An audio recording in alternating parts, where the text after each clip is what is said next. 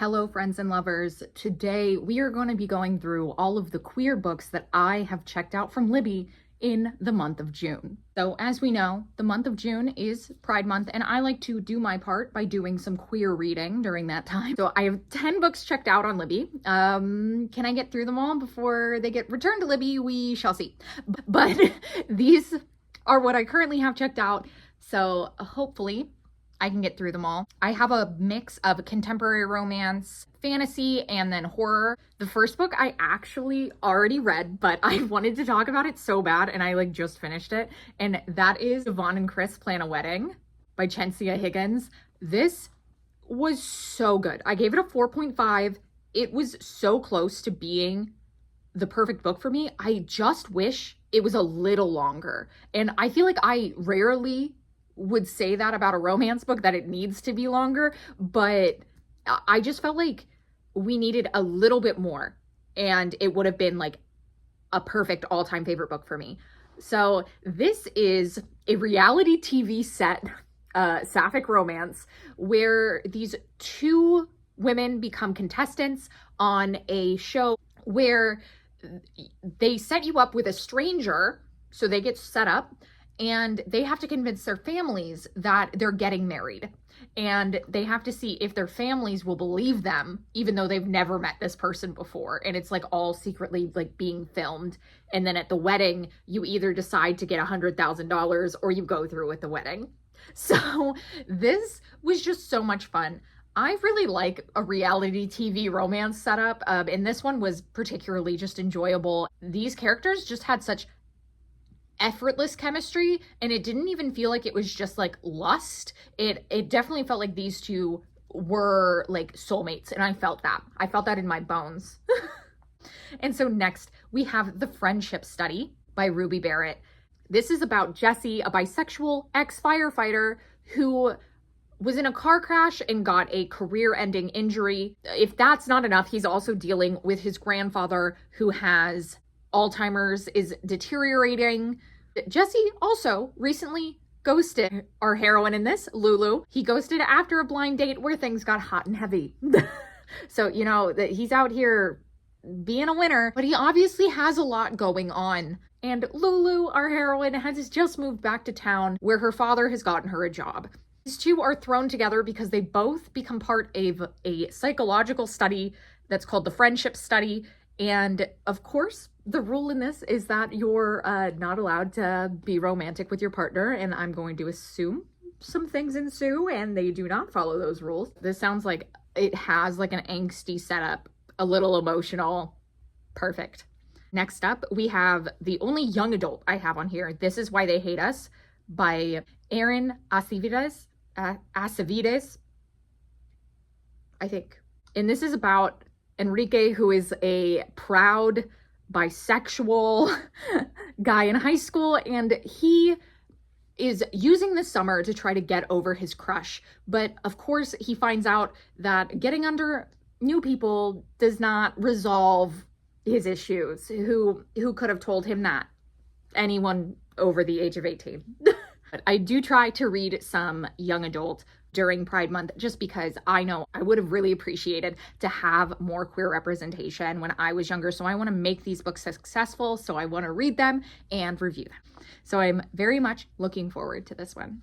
Next, we have The Romantic Agenda. It's by Claire Kahn. This has a sexuality rep and is about a girl named Joy who is secretly in love with her best friend. Her best friend has just recently announced that he thinks he's found the love of her life. And Joy gets invited by her best friend to go on a weekend getaway with him, the girl who he thinks is the love of his life, and another friend of theirs. And so over this weekend getaway, of course, Joy is like, if I can show Malcolm what he's missing out on, he's going to want me instead than this other girl. But of course, some fake dating shenanigans with the friend ensue, and of course, it will only get messier from there. So this sounds like a fun summer romp. And then I also have Truly, Madly, Deeply by Alexandria Bellafour.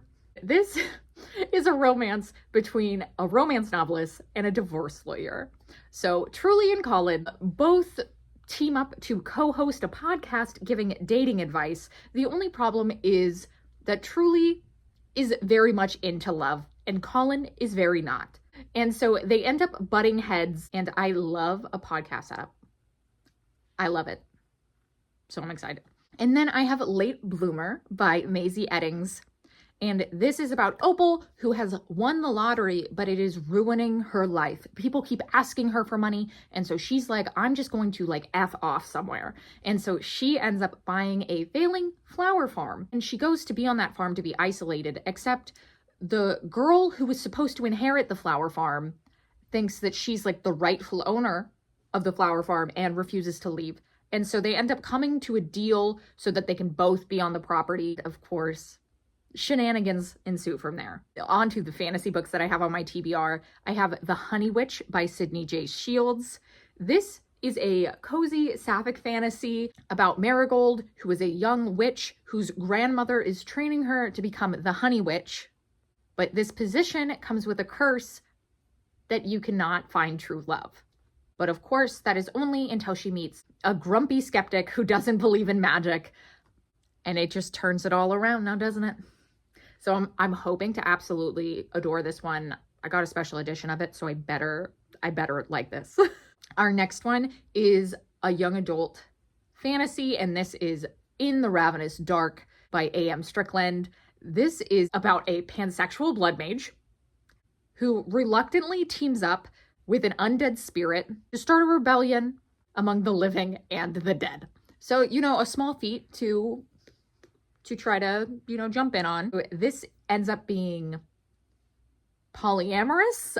There is multiple FF relationships in this book between side characters, main characters, everybody. There's also Ace and NB rep. So this sounds like it is chock full of just queerness, and I need it. But I love that it just says that it's undead enemies to lovers. So there better be a knife to the throat. That's what I need in an enemies to lovers fantasy novel. Speaking of which, I have Feybound by Sarah L. Arafi. And this is about a warrior named Erin who is in the Elven army, but she ends up being exiled with her sister and ends up in the Fey court. In this sapphic fantasy, queerness is very normalized, and so it's like a lot more casual. It isn't like a sin or bad or anything. I just love someone's review just said sapphics who kiss and try to kill each other. That's what I want. That's what I need. And then my last book that I have checked out is a horror book, and this is Summer Suns by Lee Mandello. This is a queer horror mystery. So it's a little bit of a mouthful. This follows a story about two best friends who are torn apart by an apparent suicide. And this follows Andrew, who's investigating his friend Eddie's death, uncovering both lies and secrets that Eddie had kept from him. Eddie had left for university, and so Andrew goes and starts looking into his life. This is a mix of dark academia and gothic horror. So those are two of, I think, my buzzwords, for a horror book. I enjoy both those things. So I'm very much looking forward to reading that. So those are all of the queer books that I have checked out from Libby right now.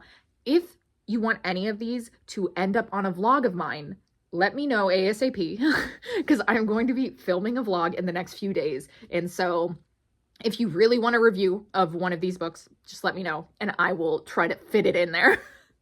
Let me know what queer books you are trying to pick up in the month of June, and thank you so much for watching.